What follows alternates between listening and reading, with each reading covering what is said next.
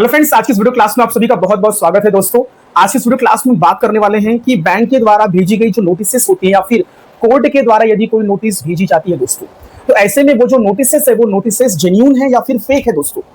सही है या फिर गलत है। ठीक है, इसके बारे में आज हम इस वीडियो क्लास में बात और चर्चा करेंगे दोस्तों। हमारे YouTube के बहुत सारे ऐसे भी दर्शक हैं जो मेरी वीडियोस को लगातार कंटिन्यूअसली देखते हैं, मुझे प्रोत्साहित करते हैं, मुझे अप्रिशिएट करते हैं कि सर आप बहुत अच्छा काम कर रहे हैं। तो ऐसे मेरे दर्शकों को जो मुझे प्रोत्साहित, जो मुझे मोटिवेट, जो मुझे अप्रिशिएट कर रहे हैं, उन लोगों का बहुत बहुत धन्यवाद दोस्तों। डियर फ्रेंड्स, मेरे ऐसे जो YouTube के जो व्यूअर्स, जो दर्शक हैं जिन्होंने बैंक और NBFC से लोन ले रखा है, किसी मजबूरी, किसी कारणवश वो लोन की EMI को नहीं भर पा रहे हैं, लोन की EMI को डिफॉल्ट कर दे रहे हैं दोस्तों। तो ऐसे में कहीं ना कहीं इनको बैंक या फिर NBFC या फिर आगे चलकर यदि कोई लीगल एक्शन या फिर कोई कानूनी कार्रवाई होती है, तो ऐसे में कहीं ना कहीं इन लोन जो डिफॉल्टर, जो लोन के जो डिफॉल्टर होते हैं, जो मेरे दर्शक, जो व्यूअर्स है, जो किसी न किसी मजबूरी या फिर कारणवश लोन की EMI को नहीं भर पा रहे हैं, इनको बैंक और या फिर कोर्ट के द्वारा नोटिसेस सर्व की जाती है, नोटिसेस भेजी जाती है दोस्तों। तो ऐसे में कहीं ना कहीं आजकल फ्रॉड सिस्टम बहुत ज्यादा चल रहा है दोस्तों, कि लोगों को ना फ्रॉड या फिर फेक नोटिसेस भेजी जा रही है। तो ऐसे में कहीं ना कहीं मेरे जो YouTube के जो दर्शक है, जो व्यूअर्स है, वो काफी कंफ्यूज है कि सर मुझे ये जो नोटिसेस जो आई है, ये नोटिसेस हो सकता है मे बी इनको आजकल ये जो नोटिसेस आ रही है, ये व्हाट्सएप के ऊपर या फिर टेक्स्ट मैसेज के फॉर्मेट में भेजी जा रही है दोस्तों। तो ऐसे में कहीं ना कहीं मेरे जो व्यूअर्स है वो काफी कंफ्यूज है कि सर हमें ये नहीं क्लियर हो पा रहा है कि ये जो नोटिसेस बैंक के द्वारा या फिर कोर्ट के द्वारा ये जो नोटिसेस भेजी जा रही है कि भाई आपकी लोन की EMI है, इतनी इतनी अमाउंट बकाया है, राशि इतनी इतनी बाकी है, इसका तुरंत इमीडिएटली भुगतान कर दीजिए। तो ऐसे में कहीं ना कहीं वो जानना चाहते हैं, वो कंफ्यूज है काफी कि सर ये जो नोटिसेस भेजी जा रही है, नोटिसेस जेन्युइन है कि फेक है, कि ये गलत है, फर्जी तो नहीं है, फ्रॉड तो नहीं है। तो ऐसे में कहीं ना कहीं इनके जो मन में जो प्रश्न और जो क्वेश्चन है दोस्तों, इसको आज मैं रिजॉल्व करने के लिए, इसको खत्म करने के लिए, आपके मन में जो शंका है इसको पूरी तरीके से खत्म करने दोस्तों आज ये वीडियो में बना रहा हूं। डियर फ्रेंड्स, हाल ही में मेरे एक YouTube के एक दर्शक, जो एक व्यूअर्स थे, उनको ये इस प्रकार की एक लीगल नोटिस आई है दोस्तों, जिसमें लिखा है कि भैया फाइनल रिमाइंडर वारंट, ठीक है, कुछ इस तरीके से, और एक लीगल नोटिस का ठप्पा लगा है और यहाँ पे लिखा है एडवोकेट PK, ठीक है, इस प्रकार से कुछ एक पैराग्राफ में कुछ लिखा है। ठीक है, एक उनको बोला गया कि भाई your Aadhaar card, pan card, voter ID will be blocked permanently. अगर आप पैसे नहीं भरोगे तो आपके पैन कार्ड को, आपके वोटर ID कार्ड को, आपके आधार कार्ड को पूरी तरीके से ब्लॉक्ड कर दिया जाएगा दोस्तों। तो क्या ये बैंक, NBFC या फिर कोर्ट को ऐसा कोई राइट्स है, या फिर वो इस प्रकार का कोई लीगल नोटिसेस या फिर बैंक नोटिसेस भेज सकते हैं? ऐसा उनको कोई राइट्स, अधिकार है कि वो आपके पैन कार्ड को ब्लॉक कर दे? क्या वो इनकम टैक्स वाले हैं? क्या वो सरकार, गवर्नमेंट है कि आपकी वो आधार कार्ड को ब्लॉक कर देंगे? ठीक है, तो ऐसा कुछ इस प्रकार से मेरे इस YouTube के मेरे इस व्यूअर को ये इस प्रकार से ये नोटिस आई है दोस्तों, जो कि एडवोकेट PK के द्वारा ये नोटिसेस भेजी गई है, और एक ऐसा लीगल नोटिस का ऐसा ठप्पा लगा दिया गया है दोस्तों। तो ऐसे में तो मैंने ये पढ़ा सारी चीजों को, तो मैंने अपने व्यूअर को मैंने सजेस्ट किया कि भाई ये तो फेक नोटिसेस हैं, क्योंकि इसके अंदर ना तो एडवोकेट की साइन है, ना तो कुछ स्टैंप है, इसके अंदर बहुत सारी ग्रामेटिकली बहुत सारी मिस्टेक्स हैं, इसकी जो ड्राफ्टिंग है बहुत ही गंदी, बहुत ही पुअर ड्राफ्टिंग है, तो बहुत सारी मिस्टेक है, और ये रिमाइंडर की स्पेलिंग गलत है, वारंट की स्पेलिंग गलत है, और ये कौन होते हैं, ये एडवोकेट कौन होते हैं वारंट भेजने वाले। तो ऐसी बहुत सारी प्रॉब्लम्स, दिक्कतें मेरे YouTube के जो व्यूअर्स, जो दर्शक हैं, जो इस लोन डिफॉल्ट में फंसे हुए हैं, लाइक फंसना क्या है कि बेचारे लोन की EMI नहीं भर पा रहे, किसी मजबूरी, किसी कारणवश, क्योंकि उनकी कोई दिक्कत होगी। तो ऐसे में ये बहुत सारे जो फ्रॉड, जो नोटिसेस आ रही है दोस्तों, तो इसी के बारे में आज हम इस वीडियो क्लास में डिटेल और विस्तार में चर्चा करेंगे कि ये नोटिसेस की पहचान कैसे की जाए, कि ये जो नोटिसेस जो भेजी गई है, जो नोटिस जो इनको व्हाट्सएप पे, इनके टेक्स्ट मैसेज में, इनको या फिर इनको ईमेल में या फिर speed post, registered speed post के थ्रू जो नोटिसेस आई है, ये जेन्युइन है कि फेक है, इसकी कितनी ऑथेंटिसिटी है, कितना सही है, इसके बारे में हम विस्तार में डिटेल में चर्चा करेंगे दोस्तों। तो सबसे पहले तो दोस्तों हम ये समझ लेते हैं कि भैया यदि बैंक के द्वारा यदि कोई नोटिस भेजी जाती है, तो बैंक के द्वारा किस प्रकार की कौन कौन सी नोटिसेस भेजी जा सकती है दोस्तों। एक तो हो गया भाई रिकॉल नोटिस, ठीक है, उसके बाद फिर आपका डिमांड नोटिस हो गया, ठीक है, उसके बाद फिर ये लीगल नोटिसेस वगैरह उनके एडवोकेट, उनके अधिवक्ता के माध्यम से भेजी जाती है, ठीक है, भाई पेमेंट करवा दीजिए, ये सारी चीजों की नोटिसेस। तो सबसे पहले यदि कोई नोटिस बैंक के द्वारा यदि भेजी जाती है, तो बैंक, आपको पता है बैंक एक बहुत बड़ी एक फाइनेंशियल इंस्टीट्यूशन होती है, जो कि RBI के द्वारा मान्यता प्राप्त होती है, ठीक है, जो कि विद लाइसेंस अपने इस बिजनेस को, अपने इस इंस्टीट्यूशन को वो रन करते हैं। तो कहीं ना कहीं उनको RBI के रूल्स एंड रेगुलेशंस और गाइडलाइंस को फॉलो करना पड़ता है दोस्तों। तो यदि बैंक कभी भी कोई भी नोटिसेस यदि भेजती है, तो वो बहुत ही प्रोफेशनल और बहुत ही फॉर्मल तरीके से भेजती है दोस्तों। उनके खुद के अपने पढ़े लिखे एजुकेटेड स्टाफ होते हैं, उनकी टीम होती है, जो बहुत ही बढ़िया तरीके से ड्राफ्टिंग करके भेजती है। तो पहली बात तो यदि बैंक के द्वारा कोई भी यदि नोटिसेस भेजी जाएंगी, तो बाकायदा उनकी नोटिसेस जो होंगी वो बैंक के लेटर हेड पे होंगी, ठीक है, और बैंक के जो भी अथोराइज्ड जो भी सिग्नेटरी होंगे, जो वहां के जो हेड पर्सन होंगे, उनकी बकायदा वहां पे साइन होगी, बैंक का स्टैंप होगा, उनकी सील होगी बकायदा वहां पे, ठीक है। और उनकी जो ड्राफ्टिंग होगी वो बहुत ही बेहतरीन और बहुत ही बढ़िया तरीके से होगी, उसमें कोई भी ग्रामेटिकल कोई भी मिस्टेक्स नहीं होगी, उनकी फॉर्मेट, उनका जो प्रेजेंटेशन होगा लेटर का वो बहुत बढ़िया होगा दोस्तों। तो कहीं ना कहीं ये सारी चीजें आपको जरूर देखनी चाहिए। और साथ ही साथ दोस्तों, जो बैंक की जो नोटिस जो भेजी जाती है दोस्तों, वो भेजी जाती है स्पीड पोस्ट के थ्रू दोस्तों, या फिर कुरियर के थ्रू, ठीक है, रजिस्टर्ड स्पीड पोस्ट के थ्रू भेजी जाती है, या फिर उस बैंक की जो ऑफिशियल जो उनकी जो ईमेल होगी, उनका जो भी ऑफिशियल जो ईमेल होगा उसके द्वारा, उसके थ्रू आपको नोटिस, बैंक नोटिस भेजी जाएंगी दोस्तों। इस बात को आपको नोट करना है। अधिकतर जो बैंक या फिर एनबीएफसी होती है वो अपनी नोटिस जो भी है वो रजिस्टर्ड स्पीड पोस्ट के थ्रू भेजेंगी, ठीक है। वो अपने वो व्हाट्सएप के थ्रू तो बहुत ही कम, ना के बराबर भेजते हैं। आजकल तो कैसा है, एनबीएफसी और बैंक या फिर बहुत सारी कंपनियों के अपने खुद के ऑफिशियल व्हाट्सएप नंबर्स भी हो चुके हैं, जैसे कि अगर वो भेजेंगे तो ऊपर फटाक से ब्लू टिक करके आ जाता है और उनका बैंक का नाम, एनबीएफसी का नाम भी लिख के आ जाता है दोस्तों। तो हो सकता है वो उनका ऑफिशियल उनका व्हाट्सएप नंबर हो, ठीक है, तो उसके थ्रू। बट अगर ऐसा कुछ आपको अनऑफिशियल कुछ आपको अगर व्हाट्सएप पे मैसेज आ रहे हैं तो वो दोस्तों फेक हो सकता है और वो जेन्युइन बिल्कुल भी नहीं होगा, वो फर्जी हो सकता है दोस्तों। इस बात को आपको नोट करना है। दूसरी चीज, यदि आपको कंफर्म करना है कि ये जो बैंक के द्वारा जो नोटिस भेजी गई है ये फर्जी है या फिर जेन्युइन या फिर सही है दोस्तों, तो ऐसे में कहीं ना कहीं आप बैंक या फिर एनबीएफसी की जो टोल फ्री जो नंबर्स होती है, टोल फ्री नंबर पे कॉल करके भी आप अपना loan account number, loan agreement number, जो भी आपका डिटेल्ड है, आप कस्टमर केयर को बताकर आप वहां से वेरिफिकेशन करवा सकते हैं कि क्या बैंक के द्वारा ऑफिशियली कोई आपको नोटिस भेजी गई है क्या दोस्तों। तो ऐसे में ये सारी चीजों को देखते हुए आप क्लियर कर सकते हैं कि बैंक के द्वारा आपको ऑफिशियली सही तरीके से, जेन्युइन तरीके से आपको नोटिस भेजी गई है कि नहीं भेजी गई है दोस्तों। डियर फ्रेंड्स, अब हम बात कर लेते हैं कि भैया एडवोकेट्स जो बैंक या फिर एनबीएफसी के जो लॉ के जो फर्म्स होते हैं, जो उनके एसोसिएट्स या फिर जो उनके एडवोकेट्स या फिर अधिवक्ता होते हैं, उनके द्वारा यदि कोई लीगल नोटिस भेजी जाती है लोन के रीपेमेंट के रिगार्डिंग कि भैया लोन का जो बकाया राशि उसका रीपेमेंट करवा दीजिए, या फिर आपके खिलाफ में कोई कानूनी कार्रवाई करने की यदि कोई बात की जाती है, इस प्रकार का यदि कोई नोटिस बैंक के जो एडवोकेट्स या फिर लॉयर होते हैं उनके द्वारा यदि ये नोटिस भेजी जाती है दोस्तों, तो उसको किस प्रकार से हमको वेरीफाई करना चाहिए। तो सबसे पहले तो यदि कोई एडवोकेट आपको नोटिस भेज रहा है दोस्तों, तो सिंपल सी बात है, स्पीड पोस्ट के थ्रू, रजिस्टर्ड स्पीड पोस्ट के थ्रू या फिर कुरियर के थ्रू आपको आएगा, राइट। दूसरी चीज कि जो नोटिस आएंगे वो एडवोकेट के लेटर हेड पे होना चाहिए, वहां पे एडवोकेट्स का नाम लिखा रहना चाहिए, उसकी ईमेल आईडी लिखी होनी चाहिए, उनका कांटेक्ट नंबर लिखा रहना चाहिए, और साथ ही साथ बहुत इंपॉर्टेंट है कि वो जो एडवोकेट है वो एडवोकेट जेन्युइन है कि कहीं तो फर्जी तो नहीं है ये, तो उनका ना बार काउंसिल का एनरोलमेंट सर्टिफिकेट नंबर भी लिखा रहता है दोस्तों, ठीक है। ये चीज आपको ध्यान देना है,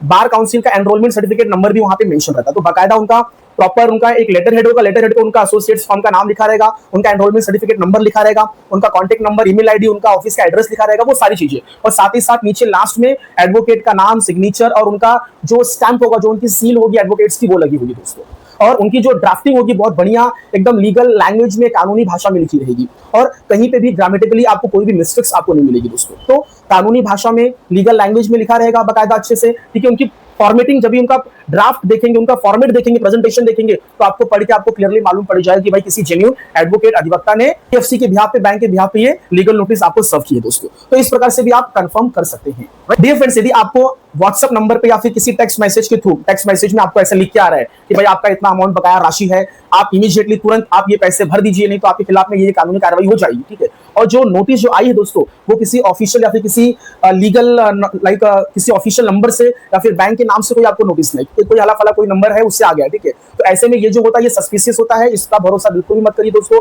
ये फर्जी वाला हो सकता है, ये मतलब इसके अंदर थोड़ा भी कुछ भी आपका जेन्युइननेस बिल्कुल भी नहीं होगा दोस्तों। और ऐसा भी लिखे कभी कभी व्हाट्सएप पे आता है कि भाई कि बैंक के ऑफिसर्स और टीम और जो लॉयर की जो टीम है वो तुरंत ही अभी आधे घंटे में आपके घर पे पहुंचने वाली है, पैसा तैयार करके रखिए, ठीक है। पैसा यदि आप नहीं देंगे तो तुरंत इमीडिएटली हमारे साथ में पुलिस भी आ रही है, आपको तुरंत अरेस्ट कर लेगी। तो यदि इस प्रकार से कोई बातें यदि नोटिस आती दोस्तों, तो कहीं ना कहीं पूरी तरीके से इलीगल, गलत है, फ्रॉड है, फर्जी है दोस्तों, जो कि बिल्कुल भी जेन्युइन नहीं है दोस्तों। क्योंकि जो बैंक होती है, जो एनबीएफसी होती है, वो बहुत ही बेहतरीन तरीके से, प्रोफेशनल तरीके से, कानूनी तरीके से, ठीक है, लॉ के हिसाब से वो अपना काम करती है। जो भी वो नोटिस से सर्व करती है वो एकदम कानून के हिसाब से करती है दोस्तों। तो वो गलत तरीके से कभी भी नोटिस नहीं भेजेगी दोस्तों। यदि आपको इस प्रकार से कोई आपको नोटिस यदि आपको व्हाट्सएप पे टेक्स्ट मैसेज में आ रही है तो वो बिल्कुल भी फेक है, वो मतलब पूरी तरीके से फेक है, वो फर्जी है दोस्तों, उसका आपको थोड़ा भी आपको भरोसा नहीं करना है दोस्तों।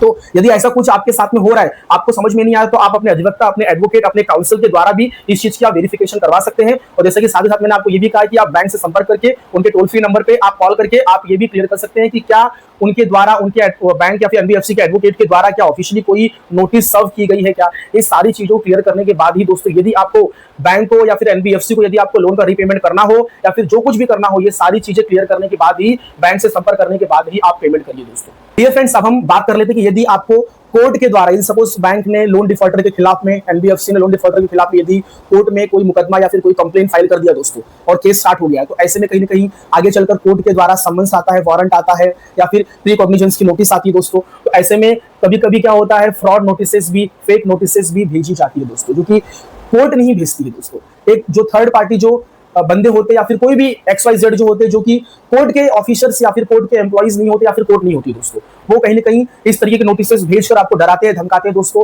तो इस प्रकार की नोटिसेस को आपको बिल्कुल भी बिलीव नहीं करना है। यदि कोर्ट के नाम से कोई नोटिस आपको व्हाट्सएप पे आती है या फिर आपको